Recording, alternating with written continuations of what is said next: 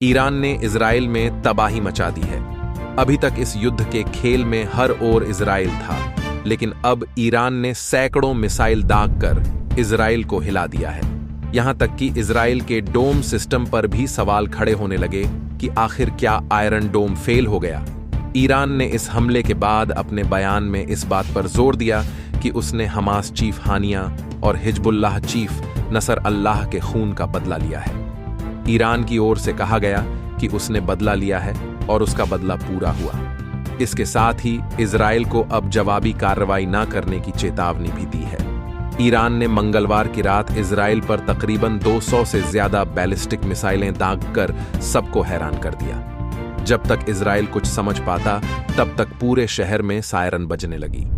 चीख पुकार मच गई। कुल मिलाकर देखें तो ईरान को सबसे ज्यादा इस बात का बुरा लगा कि 31 जुलाई को ईरान की राजधानी तेहरान में ही इस्माइल हानिया, जो कि वहां पर गेस्ट बनकर गया था, उसकी हत्या कर दी गई, जिसके पीछे इजराइल का हाथ बताया गया। इसके बाद हिजबुल्लाह चीफ हसन नसर अल्लाह और फिर IRGC के जनरल अब्बास नील फोरस की हत्या के बाद ईरान की खिंच बढ़ती गई। ईरान चाहकर भी कुछ नहीं कर पा रहा था। फिर जैसे ही हिजबुल्लाह चीफ को इजराइल ने मार गिराया, इसके बाद से ईरान को मजबूरन यह संदेश देना पड़ा कि हिजबुल्लाह के साथ वह मजबूती से खड़ा है।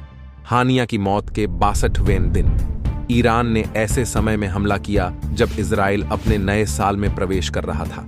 इस हमले को महज एक जवाबी कार्रवाई समझकर छोड़ देना मुनासिब नहीं होगा, क्योंकि ईरान का हमला कई कारणों से हुआ है। इनमें ईरान के नए राष्ट्रपति पर सर्वोच्च नेता खाम का बढ़ता दबाव भी देखा जा सकता है, क्योंकि खाम हमास चिप की हत्या जो रा में की गई उससे आक्रामक थे और वे उसका बदला लेना चाहते थे। दूसरी ओर इजराइल की ओर से लगातार हमले और चीफ से लेकर कमांडरों की हत्या के बाद से गिरते मनोबल को भी आगे बढ़ाने का दबाव था, क्योंकि हिजबुल्लाह से लेकर हमास तक का मनोबल धीरे धीरे गिरता जा रहा था। गौरतलब है कि हिजबुल्लाह के साथ ही इजराइल ने हमास को भी पूरी तरीके से बेचैन कर दिया था।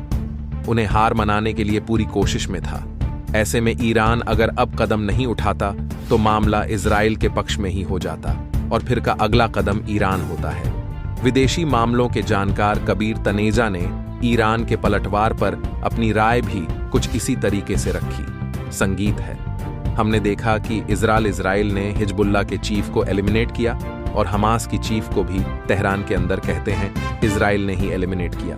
तो उस लेवल पर अगर आप देखें तो ईरान का रिस्पांस आना एक्सपेक्टेड था काफी लाइंस पे, लेकिन जो ये अटैक हुआ है बैलिस्टिक मिसाइल्स को लेके, इसको यह भी एक मेजर एस्केलेशन है, क्योंकि पिछली बार जब ये हुआ था अप्रैल में तो इतनी बैलिस्टिक मिसाइल यूज नहीं हुई थी और इस बार कई बैलिस्टिक मिसाइल इजरायली टेरिटरी में भी गिरी है।